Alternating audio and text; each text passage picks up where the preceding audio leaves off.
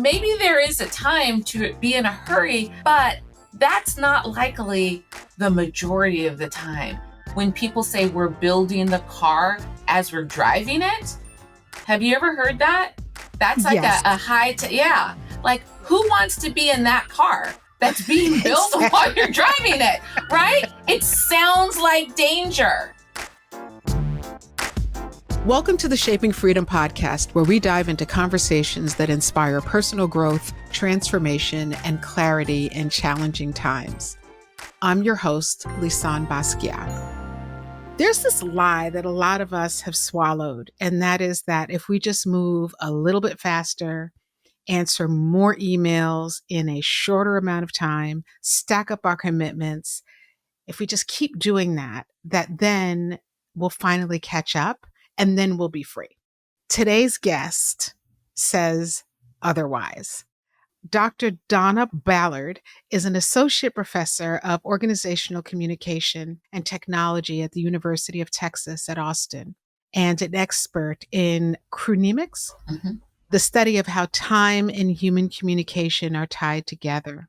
Her new book, Time by Design: How Communicating Slow Allows Us to Go Fast, is a book very close to my heart, and it is coming out mid-December and available for pre-order now on Amazon. In it, she argues that speed is never just about time management, that it's actually a design issue. Dawna shows that the teams and communities that actually move quickly over the long term are the ones that have learned to communicate slow, to build relationships, to listen, to give conversations the space and air that they need so that when it's time to act, they can actually move. In this conversation, we'll get into what she calls fast and slow communication design logics, what happens to our bodies and our relationships when everything is urgent, and how each of us can start redesigning our relationship with time so that we're not just performing productivity, we're living lives that actually feel like they're ours. If you've ever felt like you're living on a conveyor belt and that things just don't seem to ever line up to this place where you want them to be, this one's for you.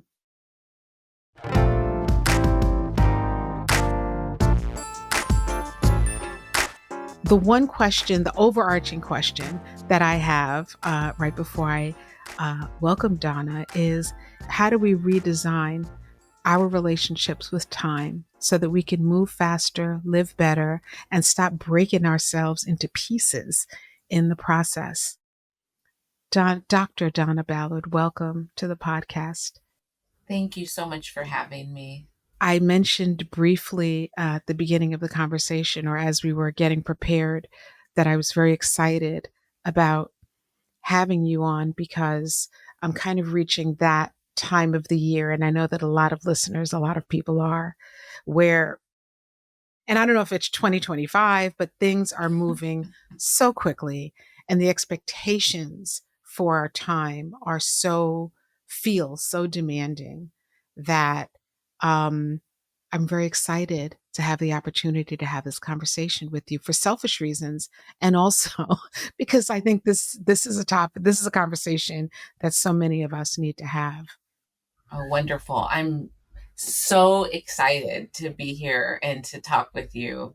And your introduction just gave me chills. You get it. You get it already. You got it. I do, girl. Yeah, oh, I get it. I get it. Yeah. So you're challenging a culture that prizes urgency, the sense of urgency. What happened?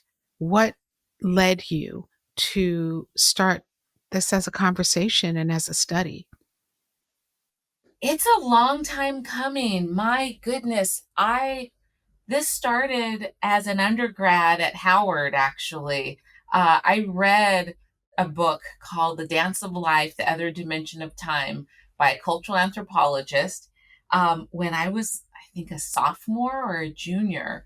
And I thought, oh my goodness, there is more than one way to think about time, because I was raised that there was the right way and the wrong way. and that, the right way was really focused on speed and destination and accumulating as much as you could in the shortest amount of time. And I bought it, and for people, it begins really innocently, right? You just want to like have a better life. You want to accomplish, you know, more. You want, and often it's driven by, because I saw my mom do this. She was in a lot of helping professions. She was a nurse practitioner and ran a nonprofit that for pregnant teenagers, helping them to stay in school and learn about parenting. So she had a lot, in civics. She was politically engaged. And so, absolutely, this is what, and my dad, very similar. And I was there and I thought, if there's more than one way to view time, then maybe, maybe there's a place for me to slow down, like I was racing. I was always racing. And I come from like overachieving people. And I, had like almost like a 4 or 3.96 GPA when I even applied to grad school. And so I just really felt like I got to do more and I have to do it all perfectly. And I was always racing around. But a friend of mine once, it struck me. So like being an undergrad at Howard, hanging out in the yard is part of what the undergraduate co-ed experience, and and it's not that I never did, but a lot of the times when other people were hanging out, I was racing from one place to the next. And a friend of mine who was hanging out, he stopped and mimicked me and started racing really fast, like walking really fast to mimic me. That mirror. Yeah. And I was like, okay, I see this. But I hadn't really realized it, because when you're in it, you don't even know. And so that it just struck me. And so all of these things were happening at the same time, where I learned about this and I saw how others saw me, which was really accurate.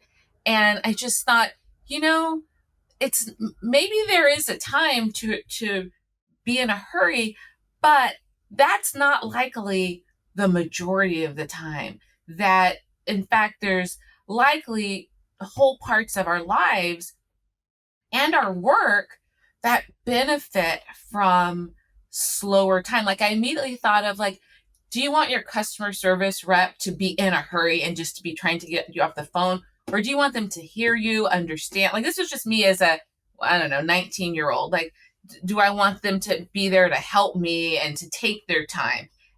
Since then, like Zappos, they have like a record for like the longest customer service call, which was like, I think it was more than a day. It was something like 18 hours or something ridiculous I don't exactly know how that unfolded, but I'd love to know what was happening. Right, what was happening. Wow. But, so I realized, and then in writing this book and since writing it, I realized all along there's been signs that there is a better way. I thought about us as kids, the hare and the tortoise. They were trying to tell us this a long time ago, and it's so it's been a long time coming. And then I always thought this was like a side thing, that this was just my own personal kind of project. And here I am doing research. And it wasn't until like there was a moment when I started looking at the medical context that I thought, oh, this is throughout all of my data, I am seeing that the best people actually take their time, and that the people who are rushing through might have some really short-term gain, but in general are not the most effective and certainly don't have the best longevity. Dawna, let me tell you, you should say that a few more times loudly for the people in the back. Yeah.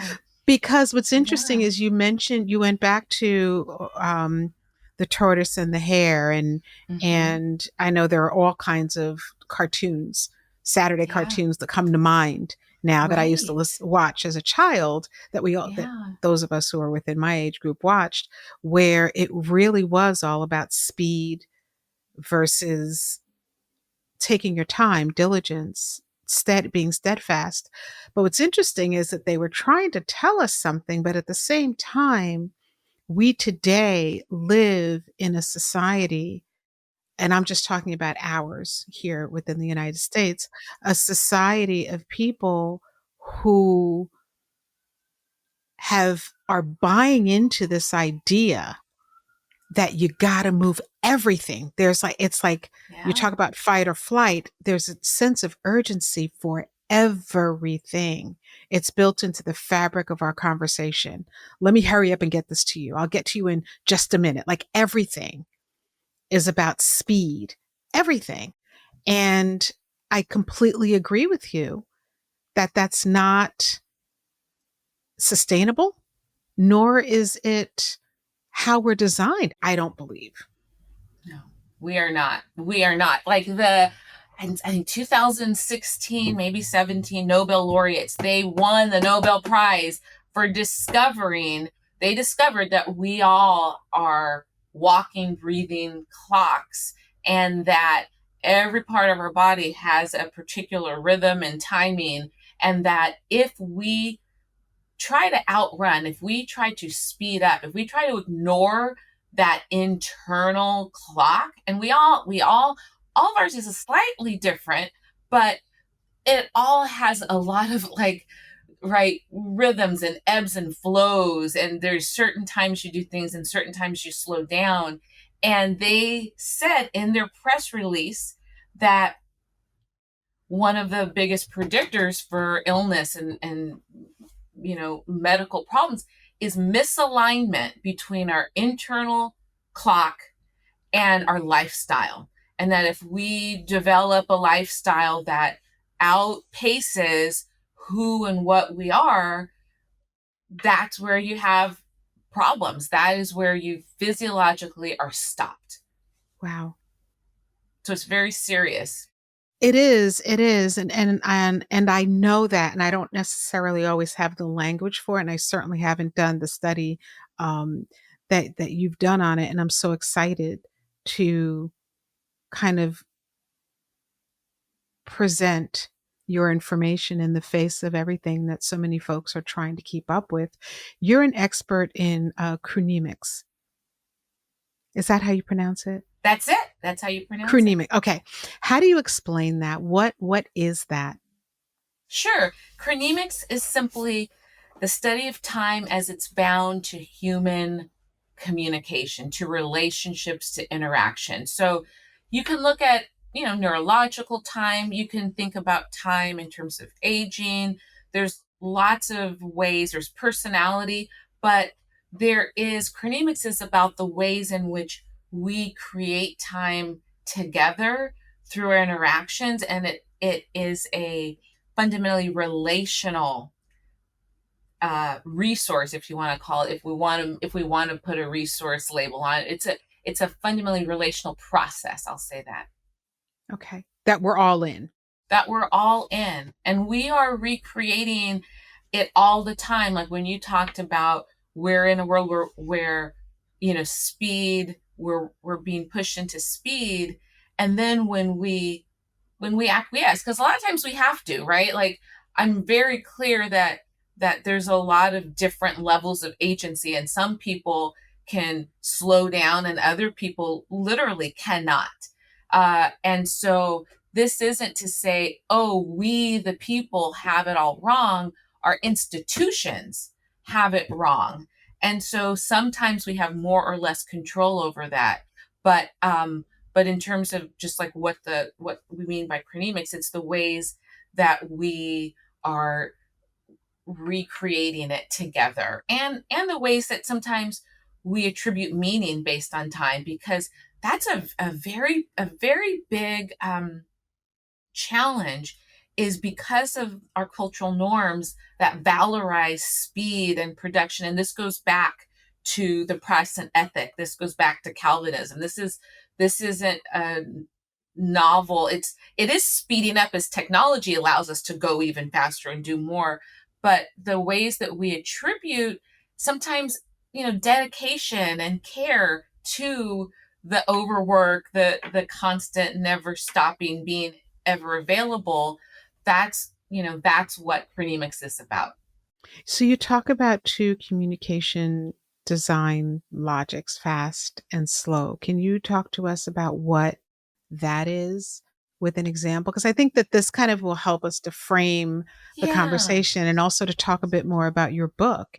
So a fast communication design logic is just the real conventional, that speed is achieved through time, through clocks and better schedules and better calendars and a bunch of time management hacks. Like that is the way to get things done.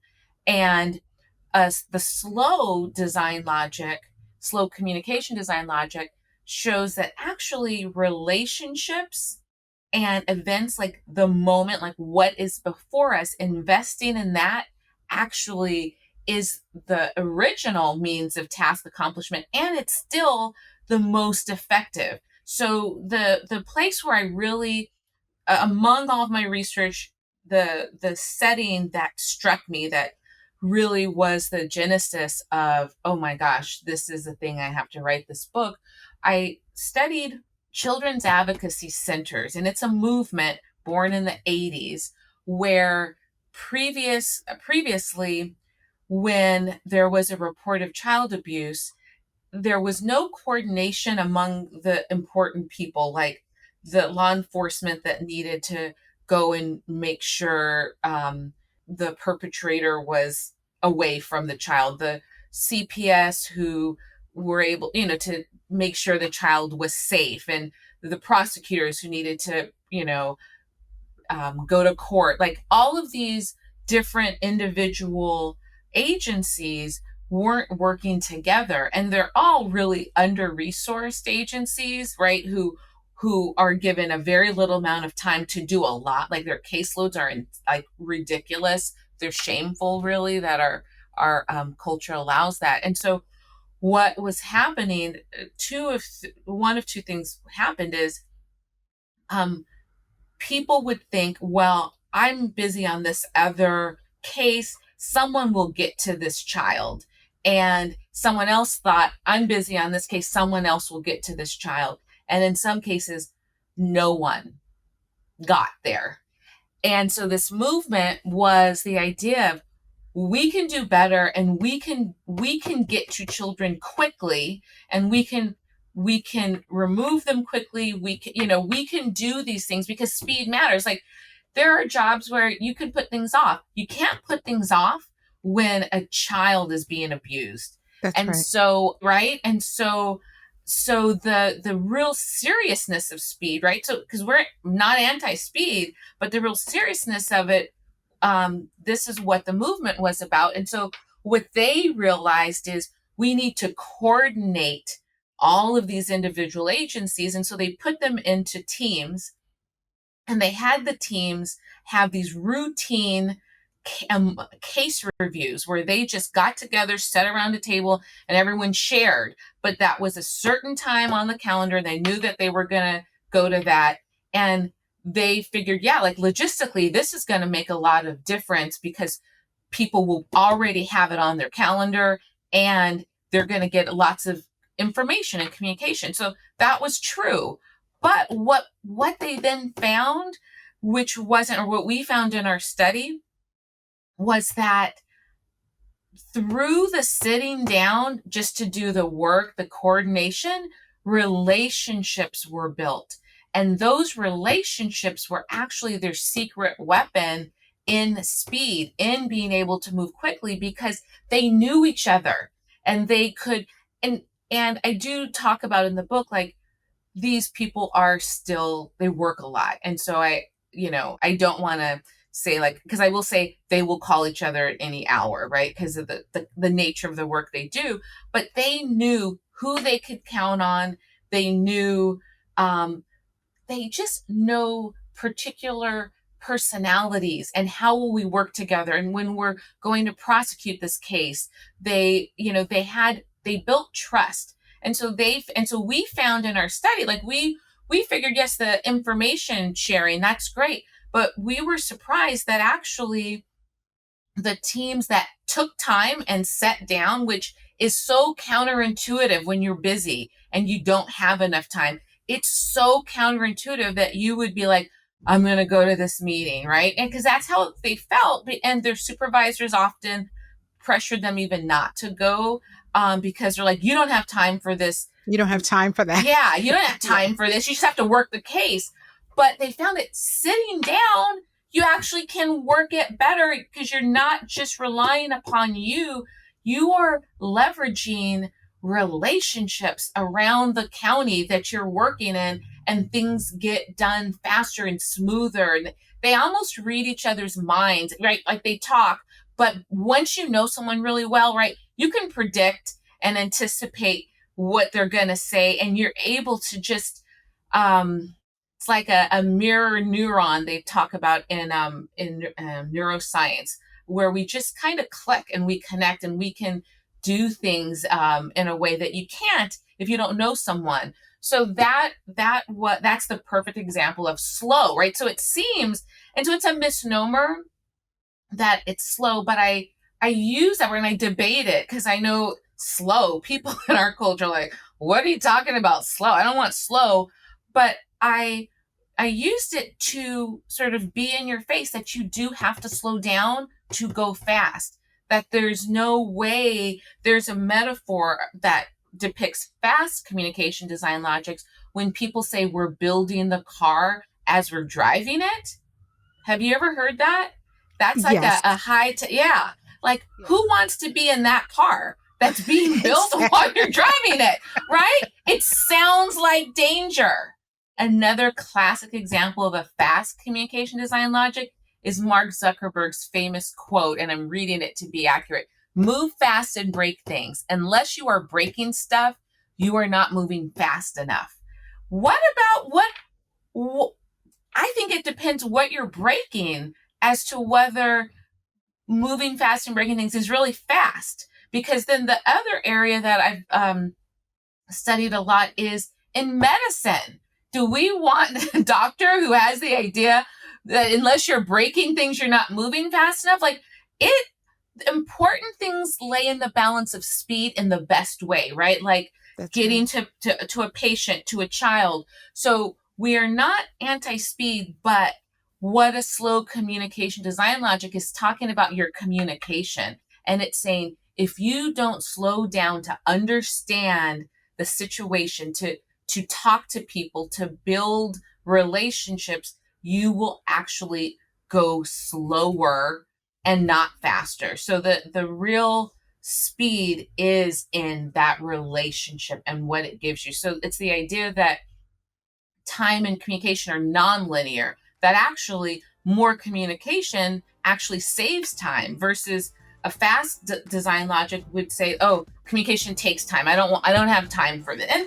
And I understand that. And there are certain kinds of communication that maybe do just take up time. Certainly social, like doom scrolling certainly does. But in a lot of other ways, it actually saves time to just slow down.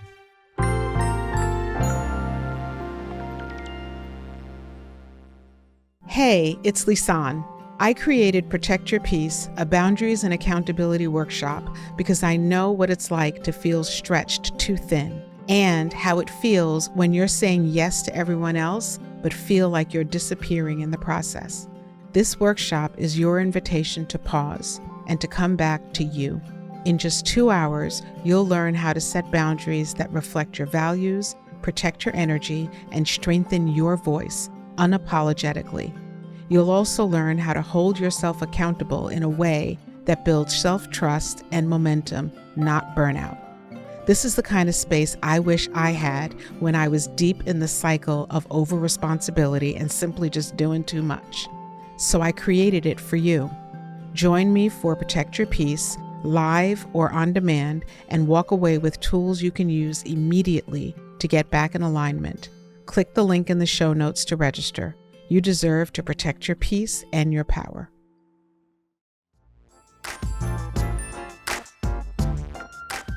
You talked in your book and described slow as a way of treating time as transcendent. And you talked about allowing things to unfold. And I'd love Yes. for you to talk a little bit about that. And I know that we're still making the case for Yeah. slow, Right. right? Yes. Yes. Where it's Right. appropriate, Right. because sometimes Right. fast is appropriate, Yeah. right? Absolutely. And what I'd love you to do is to unpack what that looks like in a very practical way on a Okay. day-to-day basis for a person. Because when you talked in the Okay. beginning about, all these things that you don't want to have happen fast, again, we live in this world that says, no, you get that thing done right now. You hurry up, and you're rewarded and incentivized by through acceptance to be super, super fast at everything.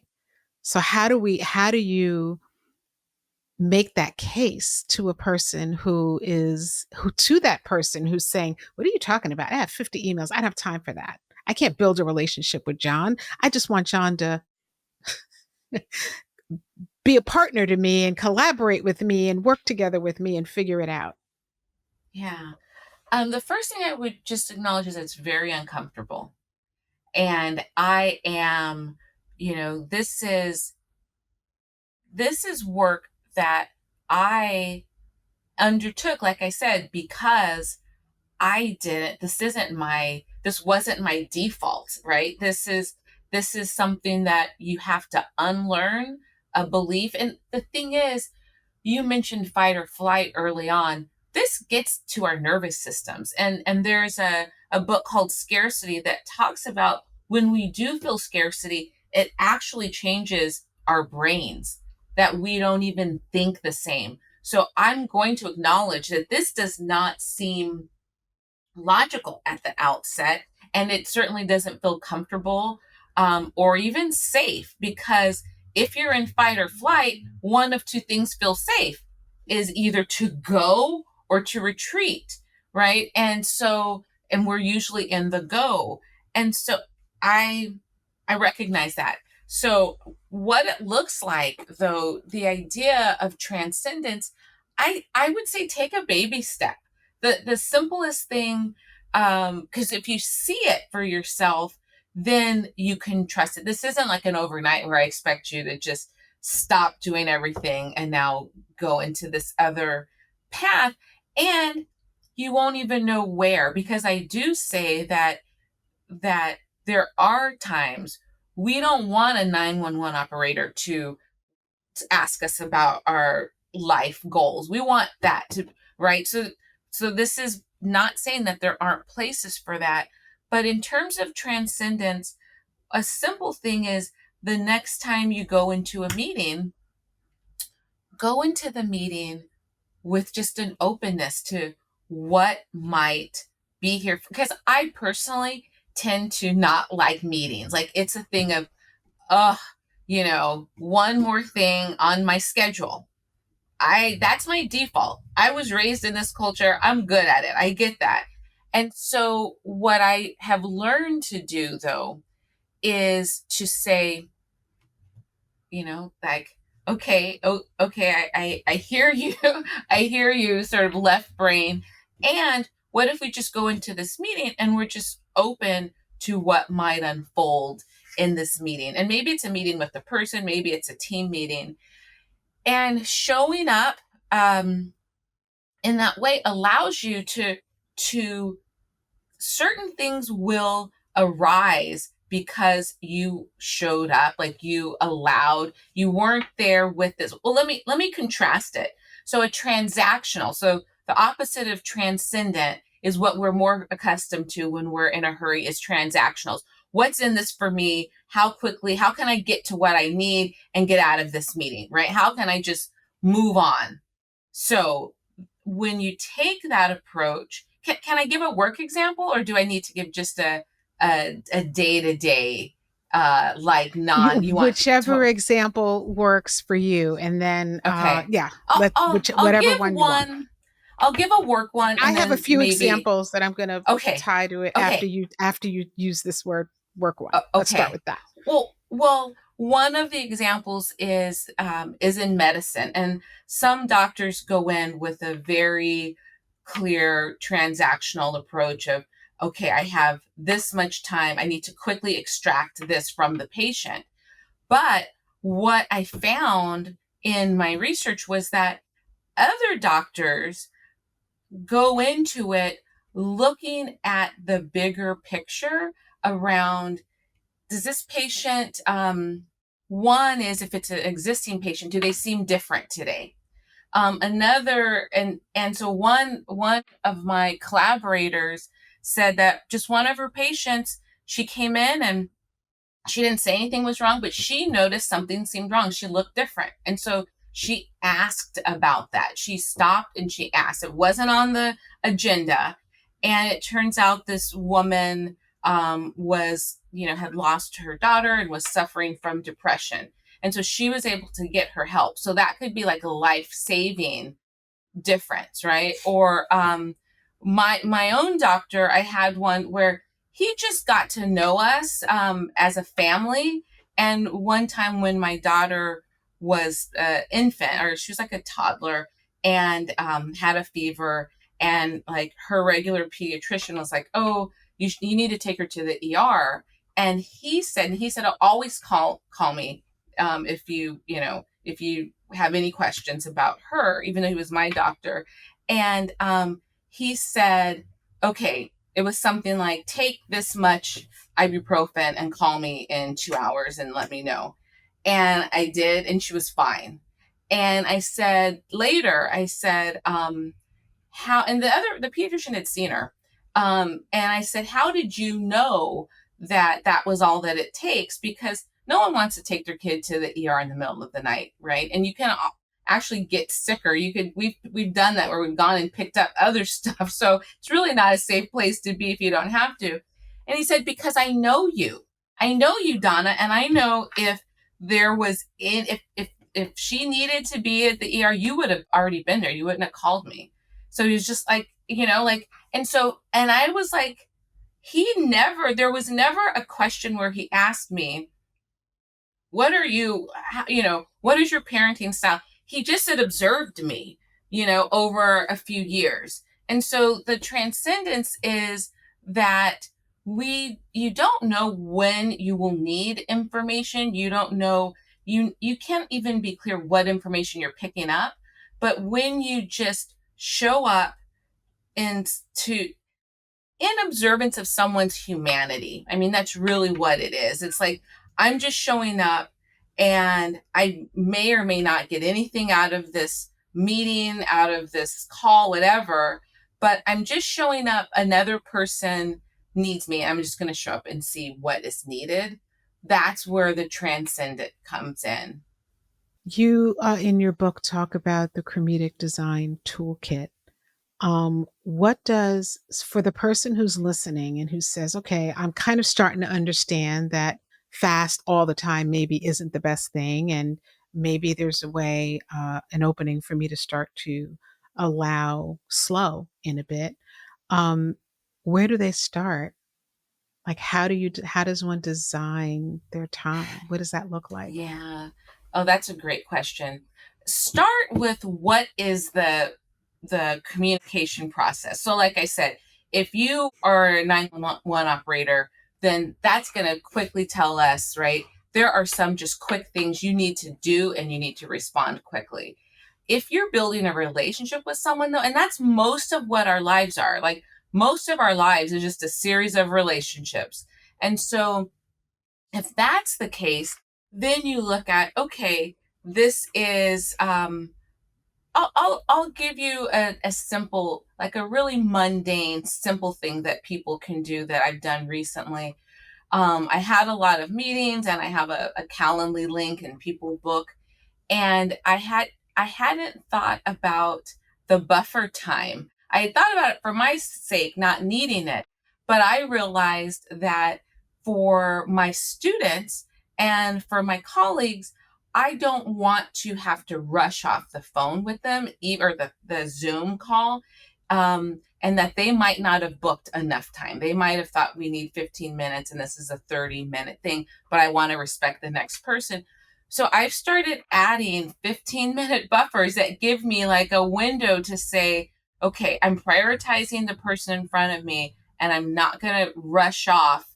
I'm also prioritizing people behind me.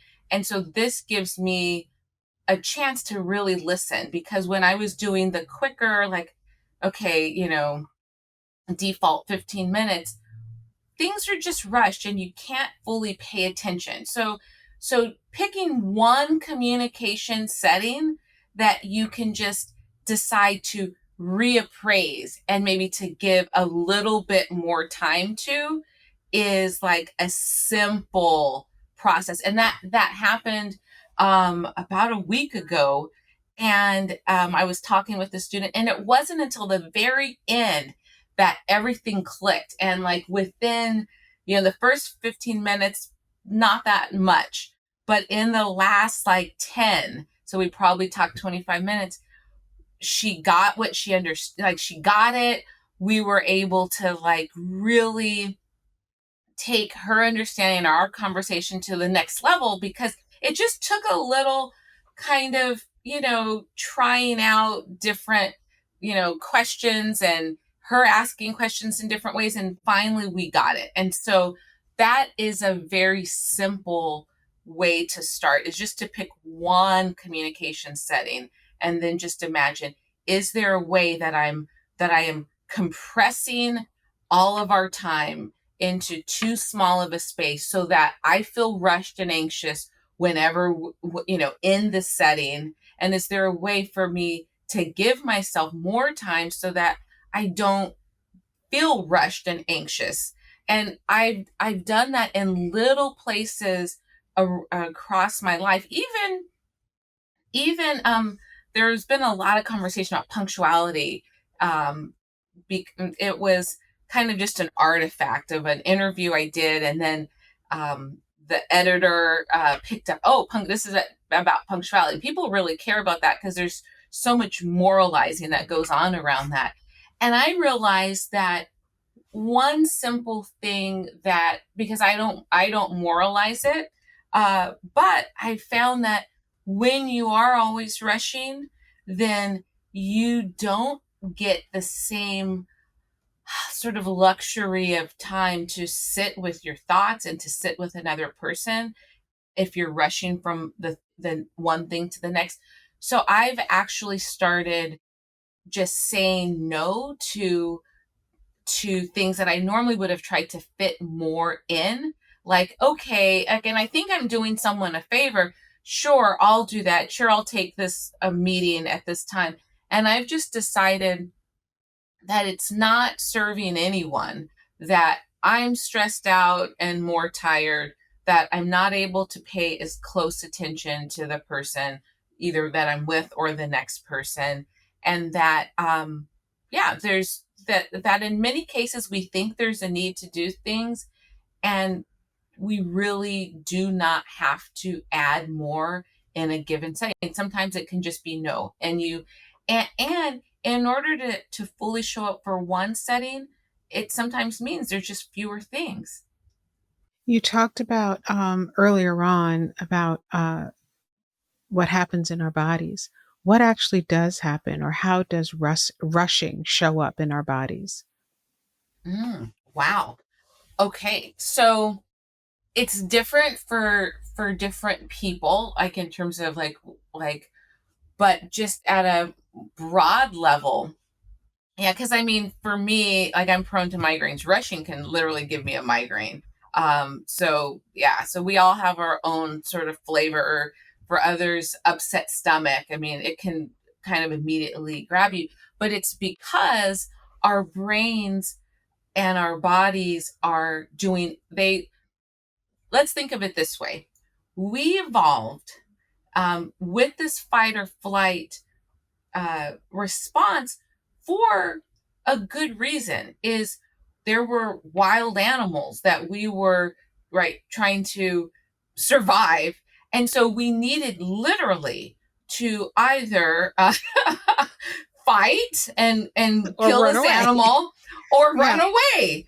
Yeah. And so we've evolved, our bodies have evolved, all of the same things, that the physiological things, like our, and the reason why a lot of people have an upset stomach is because your digestion stops in fight or flight. You get less oxygen to your brain, which is why I think I get migraines. Like, there's physiological things that happen because we're putting everything into the like we go fast though, right? So we're putting everything into the ability to run. And so we don't, most of us do not live in a world where the thing that frightens us is a wild animal that we have to run from or fight.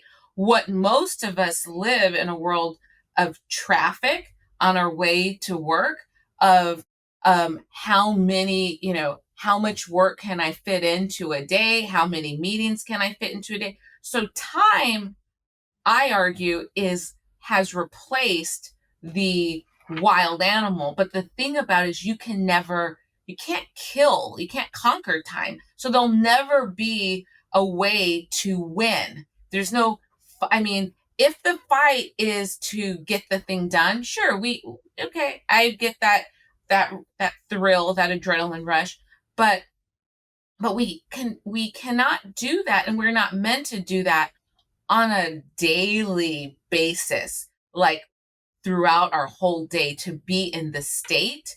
And so, for that reason, it it our bodies deteriorate. Our cortisol stays high all the time. That leads to all sorts of hypertension. I mean, there's a lot of just medical issues that can come from staying in a state of stress nonstop, which is what a lot of us live in. Yeah.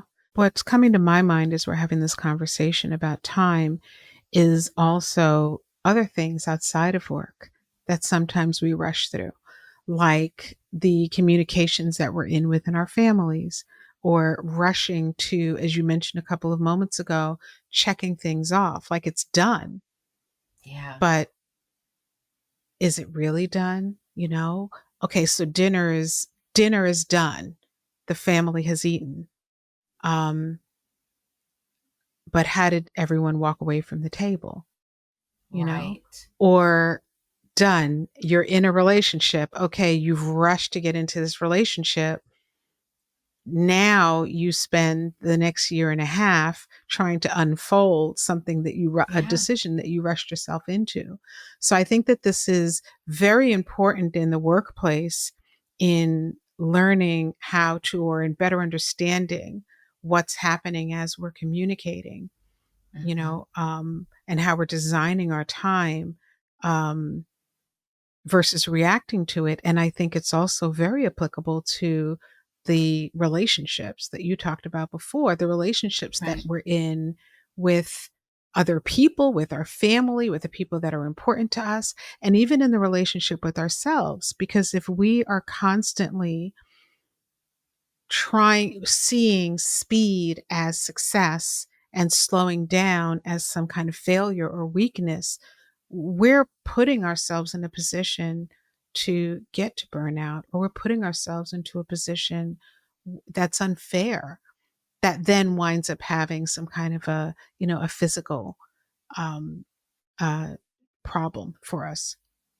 Absolutely, because we take what we learn about work, and the rest of our lives then get managed in the same way. And so absolutely, it has huge implications for relationships. And yeah, I and that is one of the places where I learned to just, if I cannot be fully present, then I'll wait till for a time that I can be. I used to just try to just accommodate everyone all the time. And it is like, just no one's winning. There's no, there's no part of that where you say, well, at least so and so benefited. There's really no one, because you're not fully present. And then you get the norm of sleep deprivation, and then we're really not our best selves to others. There's a lot of work on just the aggression. Sleep deprivation also changes our brain, and sleep deprivation comes from our sense that we have to get more done. And at least I can say that's been my experience, and I've done, and I have my undergrad. So there's a lot of very non-work related examples. And here's a simple thing that I have them do that I'm honored that they report is life changing, is for one full week, get what amounts to a full night's sleep for your body. And that ranges from 7, 8, 7 would be like the least, but let's say 8 to 10 hours a night. And I just say, for a full week, see what it takes in your waking life in order to get what your body needs for a full night's sleep. And it's complicated. You start to see how your very existence is dependent upon you not giving yourself and your relationship with you adequate time. That's right. That is right. I'm in that now. I'm coming on off of, I'm on the heels of pushing myself way further than has felt good for me.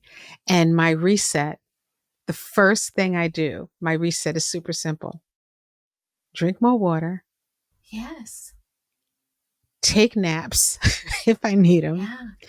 and make sure that I get the 8.5 hours that my body needs. Because what I find is that when I do that, and when I buffer both sides of getting to sleep and waking up, when I buffer those with care and with a routine that works for me, I can get so much more done Yeah. in so much less time. You really can. Right? Because I'm not ruminating. And it's also because I've given myself time, Absolutely. right? And I find that when I don't, besides feeling fatigued throughout the day, there's also this feeling of kind of having not done something for myself. So I won't say it's guilt, but it's kind of like you're not taking care of me. You're not taking Yeah. care of you. You need something that you haven't been willing to give yourself because you were rushing.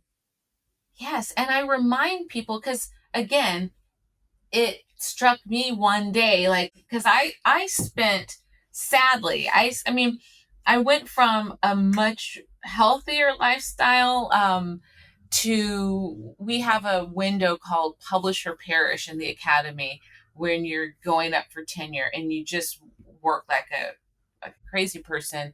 And I would routinely just get 4 hours of sleep a night. And and it made me sick. Like, let me just say, long term doing that, by the time my daughter was born, I went to the doctor because I was like, I can't stand. I'm so tired, I cannot stand. And from eventually realized, first he said, oh, you're just old. You're just old with a daughter. I was like, okay, That's no, what it's happens. not. I'm like, It's gotta no, be this more. is different. But I was then diagnosed with Sjogren's, an autoimmune disorder that makes you feel really, really tired.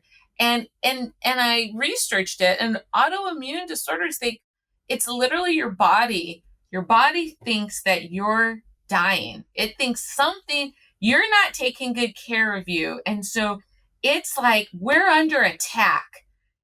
Donna's not doing something's wrong. We're under attack. Let's help. Let's attack the thing that is hurting Donna. It was Donna. Does that make, do you see what I'm saying? Yes. Because Thank you for that example. Yeah, it doesn't know how to process sleep deprivation. It's like, because sleep deprivation is not a thing other than in certain parts of the world for humans, but animals, there's no bodies like sleep deprivation. like something must have happened. And I realized that I think I kept thinking I was so focused on just the doing, and like you said, it includes with people, with relationships, with the doing for everyone else.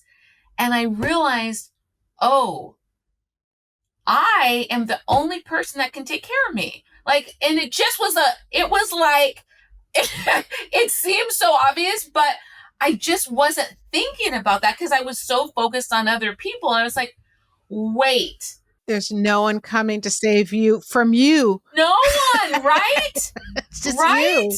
Yeah. Yes. Yes. And I mean, and I'm really fortunate that I was able, like, I caught that early enough with the Sjogren's that I just started saying no to a lot of things. And I prioritize my sleep. Like, I do not, it's not an optional thing. It's not a thing like, oh, maybe, nope. That is just not just that. Like you mentioned, water and sleep and naps. Those two It's things, I'm telling you. amazing what your New body woman. can heal, right? Yes. When it's like, oh, you're not dying. Okay, I'll stop attacking you. And then it's like, yeah, it's magical. And Yeah. so yes, absolutely. That thing is that if we can remember that there's literally no one else that can take care of us besides us. Like that's your job. Your kids too, but it's like you and your kids. That's it. And even then, that's about helping them to learn how to take care of themselves. Absolutely. That was my next step. That was the next step.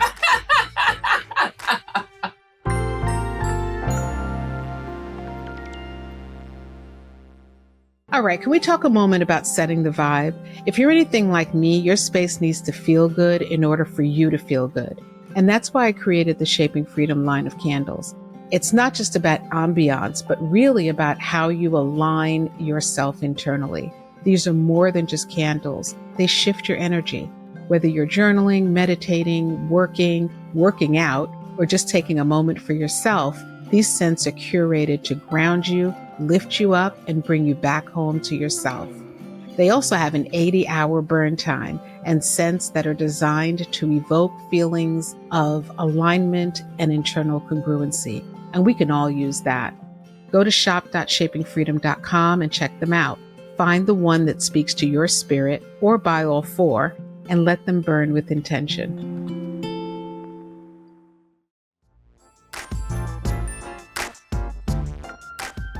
You talk about holding the past, present, and future at once, and I'd love, as a way of decision making. Can you explain what that means?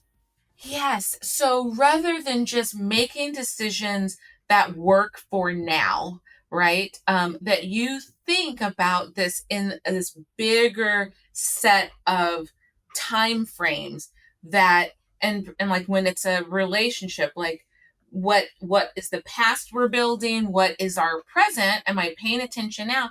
And how is this building a future together? And those three windows of time, that's where the speed comes from. And when you're taking all of that into account in every setting, like that is powerful because there's always a sense of where have we come from, where are we, and where are we going. Can you give me an example of that? Of a time that maybe you did it, or something that you observed? Like, what would that look like for a person in a particular situation? I'll try to use a non-work example because I always am. I'm not against the work examples. I was just Well, okay, here's a mundane. Here's a just really anyone. mundane. It could, yeah. Okay. Okay. Here's a mundane example that I give that I think we can all relate to. If you have like a favorite place you go to eat, right? So your person that like, I mean, I go to a place and they eventually know my order. And it's this idea that during the slow time, you just chat people up, right? And you talk to them and you get to know them. And then when it's when things are really busy, there's already this sense of who this person is, and then you build this future so that you're always you're never thinking about, oh, I'll see this person one time, and so what I do here doesn't matter. You're always, both sides, you're always building a future together, and we do that through now, and then that becomes the past that we draw upon to often move quickly, right? So that then if you go to that same place and it's rush hour, they don't even practically need to ask you your order, right? So it actually is faster, even if we might spend, a long time at certain points building that. It's the same infrastructure that allows us at times when there's not as much of a window to chit chat to still be quick. Yeah. So that's just a mundane example. A work example I can think of is I used to work in corporate, and I did project management. And with most projects, most of the time is spent on the preparation. It's like getting clear about what you want, figuring out what the timeline is, figuring out what's in scope, what's out of scope, and all of those things. And the execution is what happens at the end after having built this foundation to accomplish things. So I think if we can take this idea, which I think is really valuable in the workplace for the ways that we manage teams or the ways that teams, you know, correspond and communicate with each other. I think understanding it there will then allow us to apply these same concepts to other areas of our life. Where if you take the time, if you can really stop and take the time and move a little slower, then it's not it's not going to take you away from the thing that you want. It's going to help you to actually reach it. And that's what I'm getting from you. Yes, yes, and here's a family example. I like to have, like, on a Sunday, a family meeting about the busy week ahead, right? If there's a lot going on, so that we can anticipate, because otherwise there's so much opportunity for miscommunication. Oh, I didn't realize it needed to be that, and I didn't under. And so if you can just take, like, over breakfast, right, brunch, just some time to look at what's ahead. And my family groaned about it at first, like, why are we needing to do this? But then they realize, like, yeah, if you just take a little bit of time to plan in a similar way, it's like project management, but for your life, right?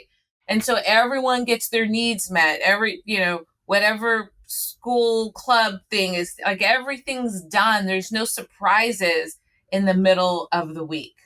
What is the one thing, or what's one thing that you would hope people unlearn as a result of reading your book?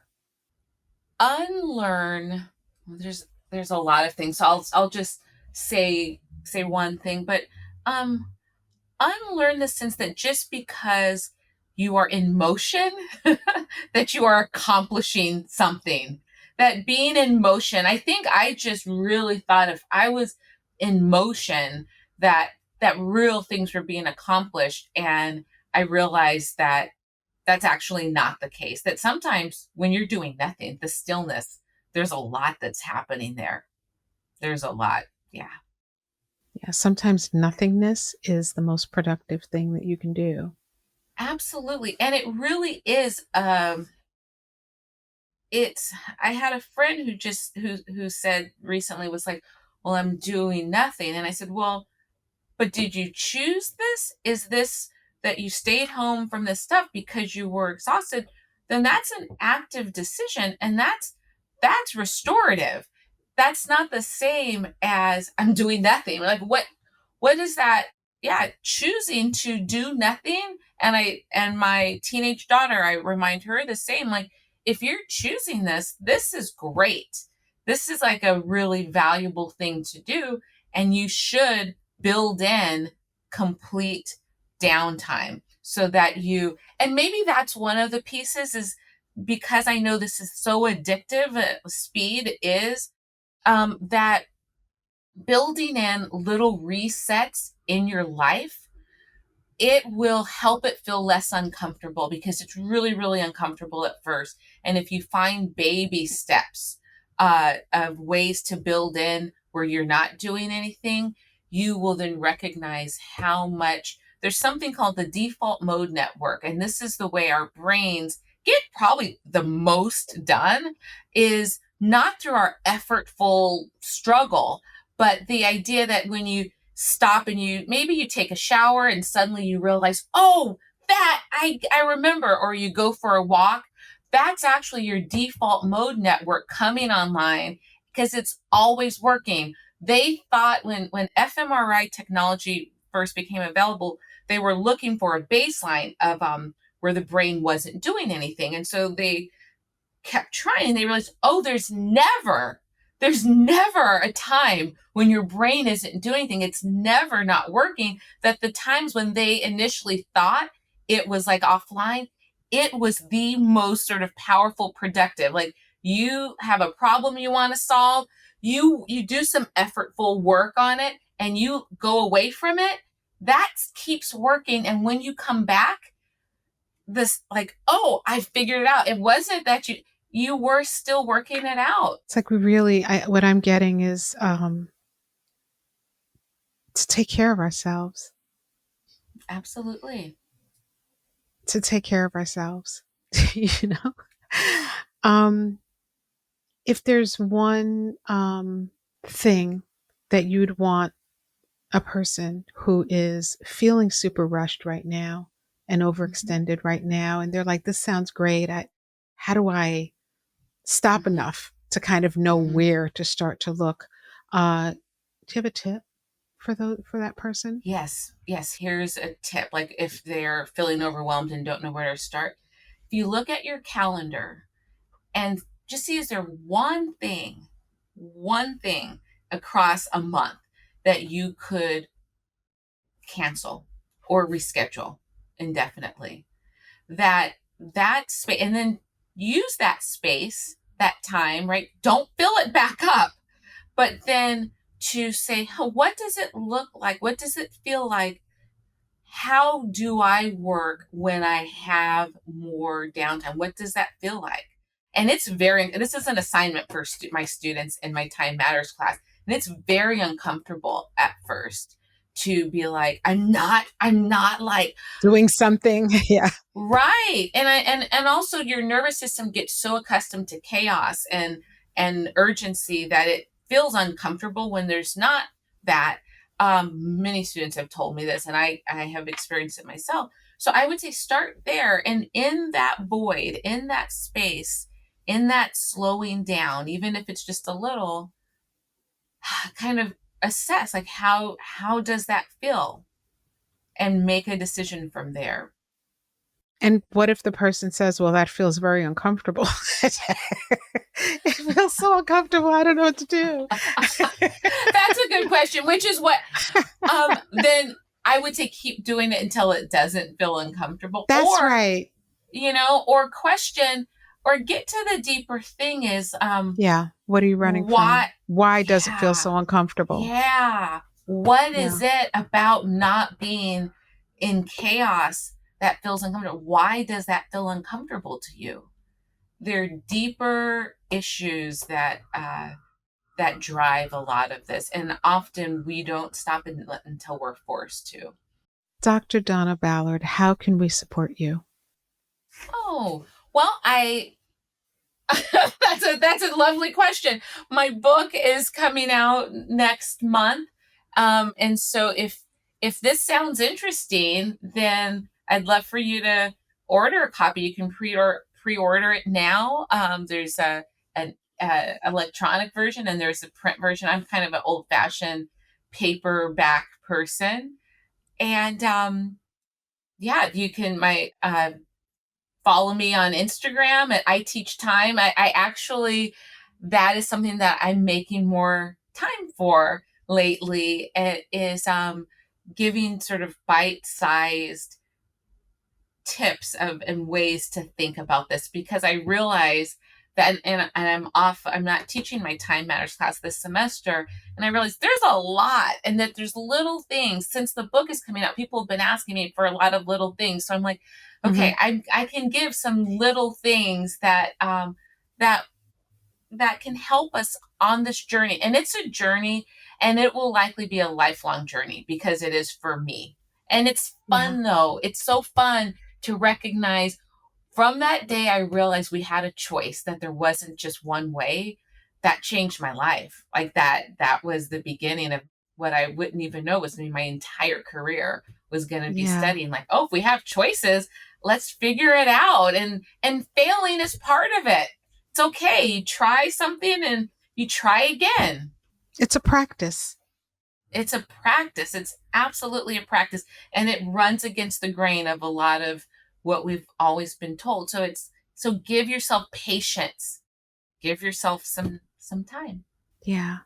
So, I'm sitting with the idea that speed is a function of relationships, right? Not just your schedule, right? Mm-hmm. A function of the quality of our relationships.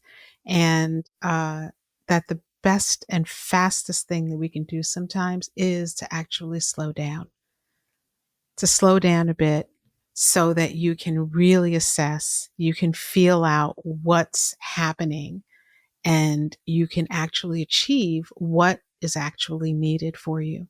You know, for those who are listening, I invite you to maybe do a little experiment and listen to Dr. Ballard's suggestion that you pay attention. Take a look at your schedule, look to see where you can say no.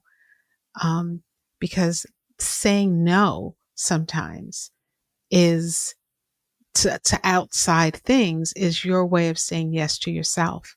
And I believe that sometimes when our bodies are not turning on us, but like poking at us, it's because they want us to say yes to it, you know? Um, so I encourage you to notice maybe where you're rushing the conversation with your colleagues, with your children, with your partner, or maybe even the conversation with yourself, like those folks who don't want to be in that conversation, you know? And try the things that Dr. Ballard suggested. Try them out, put them into practice. Take a pause, give yourself a beat. It really matters.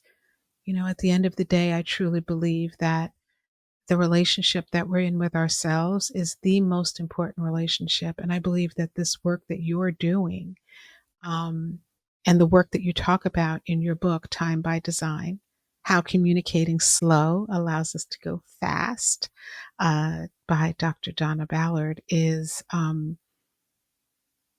a great tool, you know, to Thank help you. people to move in that direction and to understand that we need to rethink this idea of moving quickly. And I think if you look all around yourself, even at the micro level, you know, at our families, at our relationships, at our work, you know, many of us are able to, at the end of a day or at the end of a week, check a bunch of things off.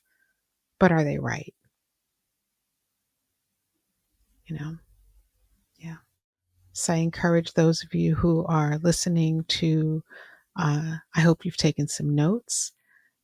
Please connect to Dr. Ballard at I Teach Time on Instagram. And are you on TikTok? No. No, the speed You of should see her TikTok. face. You should see her face. She looked, her expression was like aghast. What? It dysregulates my nervous system to be on TikTok for more than like one or two. I'm like, no, Like I've it's worked too so much. hard. I've worked so hard to slow down. It's ironic, right? It's time, right? TikTok is Yeah. literally about time and Yes. speed. So it's like, Yes. yeah, so it's a little hard for me given where I am now to be on TikTok, but I can Instagram I enjoy.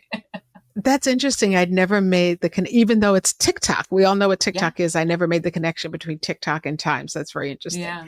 Yeah. Well, I want to thank you so much for your time. I know you're incredibly Oh, thank busy, and I you. appreciate your willingness to have this conversation. I encourage you all again to read this book, Time by Design. Please read it, think about it, allow it to appeal to your humanity and what you know is right for yourself, because I think that this is something that we can change and create. There needs to be a different norm for the ways that we are in relationship with time. And I commend you for helping us to see that. Thank you so much. It was such a delight. Such a delight to talk to you. Yeah. You're welcome. The time flew really, really quickly. So I I encourage you know. all, right? So fast, an hour and 10 It minutes. did. If this Yeah. conversation lit something up for you, please share it. And if Dr. Ballard's work uh, has resonated with you, please share that. Okay. So, as always, thank you so much for listening to the Shaping Freedom podcast. I hope that you will take the gems that were shared here and apply them in your life in a very practical way. And until next time, this is Lisane Basquiat. Thank you so much for listening.